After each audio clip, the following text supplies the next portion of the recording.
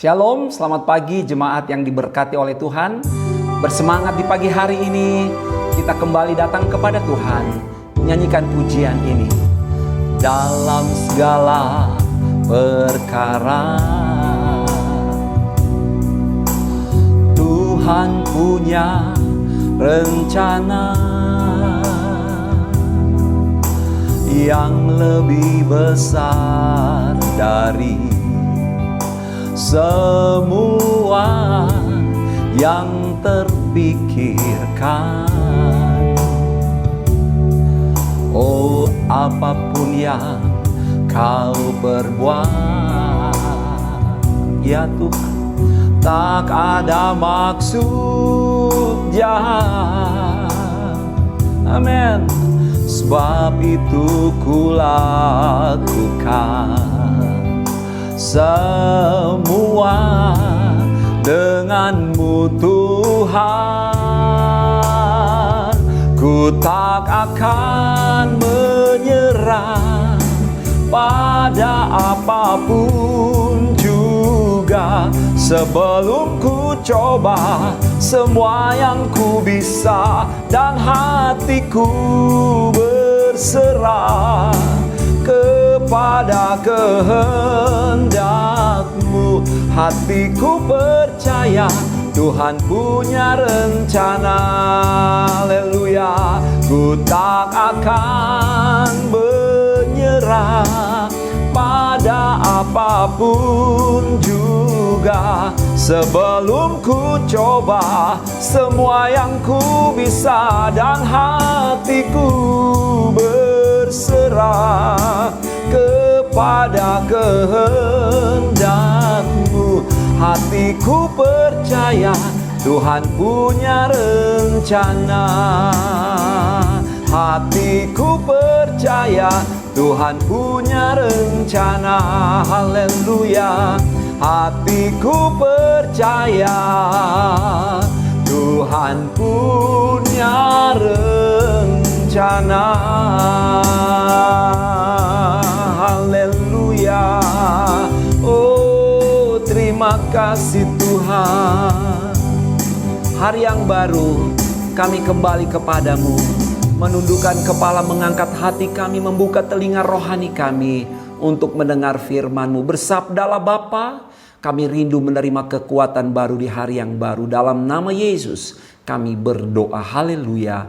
Amin. Puji Tuhan. Jemaat yang diberkati oleh Tuhan, benar dalam segala perkara Tuhan punya rencana. Dia bekerja dengan cara yang sempurna, dengan cara yang terarah dan baik untuk satu tujuan yang mulia, untuk memberkati saudara dan saya. Firman Tuhan pada pagi ini, tema renungan adalah kembalilah kepada Tuhan. Mari membuka Alkitab saudara di dalam Ratapan pasal yang ketiga, mulai ayat yang ke-21 sampai ayat yang ke-25. Tetapi hal-hal inilah yang kuperhatikan, oleh sebab itu aku akan berharap. Tak berkesudahan kasih setia Tuhan, tak habis-habisnya rahmat-Nya, selalu baru tiap pagi, besar kesetiaan-Mu. Tuhan adalah bagianku, kata jiwaku. Oleh sebab itu aku berharap kepadanya. Ayat yang ke-25. Tuhan adalah baik bagi orang yang berharap kepadanya, bagi jiwa yang mencari Dia. Jemaat Tuhan dimanapun saudara berada dalam situasi apapun, kitab Ratapan adalah kitab yang ditulis oleh Nabi Yeremia. Seorang nabi Tuhan yang hidup pada saat umat Tuhan yang tinggal di Yerusalem itu jauh daripada Tuhan. Mereka hidup dalam keadaan amoral, alias hidup tanpa berpegang kepada nilai-nilai moral yang baik. Umat Allah yang hidup pada waktu itu, moral mereka begitu rusak. Dan semua orang menjadi terpukul oleh karena penghukuman Allah. Khususnya Nabi Yeremia menjadi sangat sedih melihat kondisi ini. Ada beberapa ciri yang menandai penulisan kitab Ratapan oleh Yeremia. Antara lain, sekalipun di dalam Mazmur dan juga dalam kitab para nabi Ada ratapan pribadi dan ratapan umum.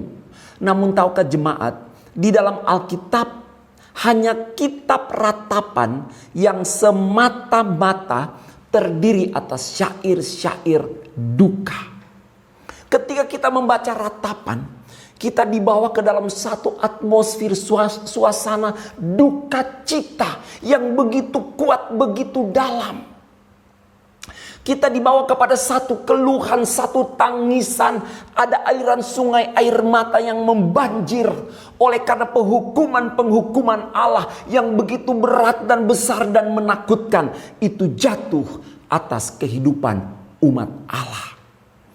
Kemudian satu ciri yang lain bahwa kitab Raja-Raja dan kitab Yeremia melukiskan peristiwa pembinasaan Yerusalem, mengenai sejarah pembinasaan Yerusalem. Namun hanya kitab ratapan ini yang dengan hidup menggambarkan emosi demi emosi, letupan demi letupan perasaan dari orang-orang yang benar-benar mengalami musibah tersebut. Sebenarnya kitab ratapan ini hanya berisi 5 pasal, namun semuanya mengisahkan sekali lagi tentang keluhan, air mata, jeritan hati seorang nabi karena melihat kondisi Yerusalem dan umat Allah yang begitu memprihatinkan. Nabi Yeremia ketika dia menulis kitab ini, dia sering menangis, saudaraku. Dia sering berkeluh kesah, meratap karena jiwanya begitu susah, terbeban dengan keadaan Yerusalem yang mengalami murka Allah. Yerusalem mengalami kehancuran akibat umat Allah hidup jauh dari Tuhan. Mereka hidup amoral tanpa berjalan seturut dengan firman Allah. Bapak Ibu, hancur umat pilihan Allah beserta dengan seluruh kekayaan dan kejayaannya. Dan Yeremia mengungkapkan kepedihan hatinya di dalam kitab ratapan. Saudara, dengan mudahnya musuh mereka mengangkut perkakas-perkakas bait Allah. Bait Allah dihancurkan. Mereka membawa pergi semua barang berharga dari Yerusalem. Bahkan sekian banyak orang-orang Israel, cerdik, pandai, bijaksana, diangkut ke tempat penawanan. Semua kemuliaan lenyap. Yang ada hanyalah penghinaan, kekeringan, kegersangan, dan kesengsaraan. Jemaat Tuhan, keadaan umat Israel secara umum menggambarkan kehidupan umat manusia di dunia ini. Kalau seandainya ini adalah jarum yang berputar, maka sebentar lagi jarum pendek dan jarum panjang akan bertemu di angka 12. Dan itulah sisa hari-hari kehidupan dunia yang penuh dengan dosa. Nilai-nilai moral terkikis. Manusia hidup amoral, perzinahan, pembunuhan, pencurian, dusta, berbagai macam dosa. Itu dapat ditemui di hari-hari terakhir ini. Saudara sekalian, dan begitu banyak masalah, kesulitan, penderitaan, tekanan hidup yang Tuhan izinkan menyerang dunia pada hari-hari ini. Saudara-saudara, dan semua keadaan yang menakutkan itu dapat membuat seseorang menjadi lemah, bahkan menyerah. Seolah-olah tidak ada keberanian, bahkan kekuatan untuk menjalani hidup. Seolah-olah tidak ada lagi harapan, tidak ada lagi semangat, tidak ada lagi keceriaan di dalam kehidupan manusia. Dalam keadaan seperti ini, saudara-saudara, Tuhan tidak mendengar doa dari umat Allah. Oleh karena apa? Karena mereka jauh dari Tuhan. Saat alami musibah, mereka menangis, mereka minta Tuhan tolong, tapi Tuhan tidak menjawab. Di dalam ketika mereka menghadapi bencana, mereka menjerit minta Tuhan luputkan, tapi Tuhan tidak mendengar. Ketika mereka dikelilingi oleh wabah penyakit, oleh penyakit sampar, mereka berdoa minta kesembuhan, minta keluputan, tapi Tuhan seolah-olah berdiam diri dan tidak mendengar doa umatnya. Saat hadapi ancaman manusia atau musuh, mereka datang pada Tuhan. Tapi Tuhan tidak menghiraukan mereka. Bapak Ibu, bangsa Israel yang menderita, ini menggambarkan manusia yang hidup di bawah hukuman Allah. Tapi masih ada harapan, mereka akan dipulihkan. Bapak Ibu, Yeremia ingin agar bangsa itu kembali kepada Tuhan. Agar bangsa itu tahu dan sadar masih ada harapan. Masih ada pertolongan Tuhan yang bisa mereka terima. Yeremia mengatakan kepada umat Allah lewat ayat-ayat yang kita baca tadi, bahwa mereka masih dapat berharap akan kebaikan Tuhan karena beberapa alasan. Yang pertama, murka Tuhan hanya berlangsung untuk sesaat, tetapi kasih Tuhan yang besar tidak pernah berakhir.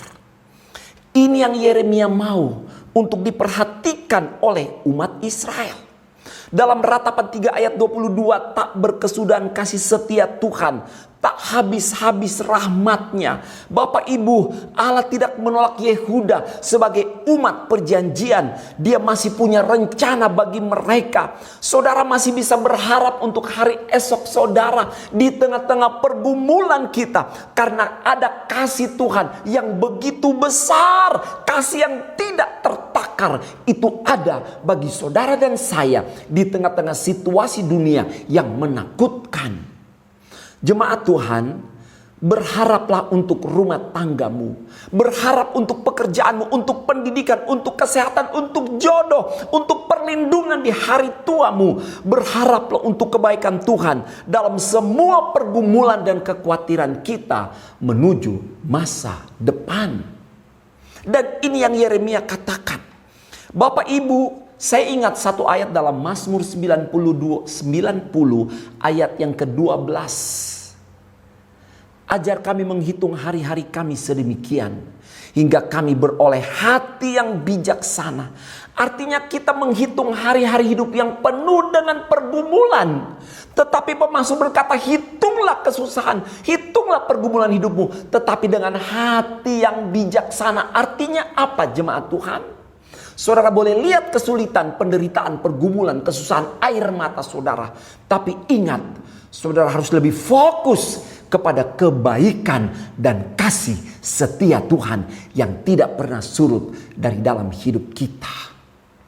Bapak Ibu jemaat yang diberkati oleh Tuhan, ada orang yang memikirkan hari esok dengan penuh kekhawatiran, ketakutan, ketidakpercayaan. Firman Allah mengajar kita berhenti untuk diperbudak oleh ketakutanmu. Berhentilah untuk diperbudak dengan pikiran-pikiran yang negatif. Berhentilah untuk melihat hari esok dengan sudut pandang iblis, yaitu sudut pandang yang negatif. Melihat bahwa semua akan hancur, akan rusak, yang ada hanya kesusahan, penderitaan, yang ada hanya kegelapan, yang ada hanya kegagalan. Berhenti untuk hanya melihat kesusahanmu. Berhentilah untuk menceritakan kepada semua orang segala masalah, penderitaan, kesusahan kita. Berhentilah menjadi pengarang kisah kematian dan kisah kehancuran dalam hidupmu. Berhentilah dalam nama Yesus. Berhenti saudara. Pagi ini berhentilah. Itu bukan hati yang bijaksana, tetapi itu tindakan yang salah. Jika saudara lupa akan kasih setia Tuhan, maka saudara akan letih, saudara capek. Saudara dengan sendirinya akan terus lemah. Sekalipun saudara memiliki Tuhan yang maha kuasa. Mengapa? Oleh karena hatimu tidak bijaksana dalam menghitung hari-hari hidup yang ada. Pemazmur berkata, saudara, sengsaraku engkaulah yang menghitung-hitung. Air mataku kau taruh dalam kirbatmu. Bukankah semuanya telah kau daftarkan? Jemaat Tuhan, dalam pergumulan hidup hari-hari ini, serahkanlah segalanya kepada Tuhan. Karena setiap sengsara kita, Tuhan menghitung. Dan air mata kita Tuhan taruh dalam kirbatnya. Mulai pagi ini ambillah sebuah buku. Tuliskan semua kebaikan Tuhan. Entah berpuluh-puluh tahun yang lalu. Bahkan mungkin pertolongan Tuhan yang beberapa menit baru saudara terima. Saudara tuliskan itu. Daftarkan itu. Dan ingatlah semua kebaikan Tuhan. Ingatlah semua kasih setia Tuhan yang saudara dan saya sudah alami. Dalam Mazmur 56 ayat 9 berkata bahwa kisah sedih dan kesusahan kita, air mata, kekhawatiran, kegagalan kita, sakit penyakit kita, itu bagian Tuhan yang menghitungnya dan memberi jalan keluar bagi kita pada waktunya. Saudara, Yeremia ingatkan Tuhan, ingatkan umat Tuhan, murka Tuhan hanya berlangsung untuk sesaat, tapi kasihnya yang besar tidak akan pernah berakhir. Yang kedua, Yeremia ingatkan mereka, Tuhan itu baik, Tuhan itu pemurah bagi mereka yang menantikan Dia dalam kerendahan hati dan penyesalan. Jemaat Tuhan, di dalam Ratapan 3 ayat 24, Tuhan adalah bagianku, kata jiwaku. Oleh sebab itu, aku berharap kepadanya. Saudara, ingat baik-baik. Dengar baik-baik. Masih ada pertolongan. Asalkan kita mau memiliki kerendahan hati di hadapan Tuhan. Akui segala kesalahan dan dosa kita. Anak bungsu yang terhilang waktu dia kembali ke rumah. Dia diterima oleh ayahnya dengan pelukan yang sangat erat. Masalah boleh datang. Hukuman boleh datang. Tapi ingat, kita tidak akan kehilangan segala-galanya. Karena Tuhan selalu menanti pertobatan kita. Segala puji bagi nama Tuhan. Ketika Niniwe bertobat, maka Tuhan datang dan mengampuni mereka. Dalam Yunus pasal yang ketiga ayat 7. Lalu atas perintah raja dan para pembesarnya orang memaklumkan dan mengatakan di Niniwe demikian. Manusia dan ternak, lembu sapi dan kambing domba tidak boleh makan apa-apa. Tidak boleh makan rumput dan tidak boleh minum air. Haruslah semuanya manusia dan ternak berselubung kain kabung dan berseru dengan keras kepada Allah. Serta haruslah masing-masing berbalik dari tingkah lakunya yang jahat dan dari kekerasan yang dilakukannya. Siapa tahu mungkin Allah berbalik dan menyesal serta berpaling dari murkanya yang menyala-nyala itu sehingga kita tidak binasa. Ayat yang ke-10, ketika Allah melihat perbuatan mereka itu, yakni bagaimana mereka berbalik dari tingkah lakunya yang jahat, maka menyesalah Allah karena malapetaka yang telah dirancangkannya terhadap mereka, dan Ia pun tidak jadi melakukannya. Saudara, tema kita pada pagi ini, berbaliklah kepada Allah. Ingat, masih ada kasih setia Tuhan. Bertobat, mohon ampun dari segala kesalahan, kejahatan dan dosa-dosa kita. Dalam Ratapan 3 ayat 25, Tuhan adalah baik bagi orang yang berharap kepadanya, bagi jiwa yang mencari Dia. Tuhan baik bagi saudara, Tuhan baik bagi saya. Saudara, Tuhan akan menunjukkan belas kasihan kepada umatnya apabila maksudnya ketika Dia menghukum umatnya untuk mendidik mereka, maksudnya telah tercapai. Ketika umat Allah bertobat, mereka sadar akan kesalahan mereka dan mereka kembali kepada Tuhan. Tercapailah maksud Allah mendidik mereka dalam penghukuman dan Allah memulihkan, memberkati kehidupan mereka. Saudaraku, jangan takut. Dalam setiap hukuman, hajaran, didikan, ada maksud baik Allah di baliknya. Itu sebabnya kita tidak akan menyerah karena tidak ada maksud jahat dalam hidup kita yang Tuhan kerjakan. Dalam setiap proses yang salah, kembali kepada Tuhan. Yang tinggalkan Tuhan, mendekatlah kepada Tuhan. Pagi ini berbaliklah bersama keluargamu, datanglah kepada Tuhan. Ada maksud baik Allah, Dia siap menolong dan memberkati kita. Mari tundukkan kepala. Terima kasih buat firman-Mu, kami tanamkan di dalam hati kami. Sekiranya ada salah dan dosa, baik pikiran, baik perkataan, perbuatan, hal-hal yang tidak nampak di mata manusia, tapi nampak di matamu. Ampuni kami umat-Mu Bapa.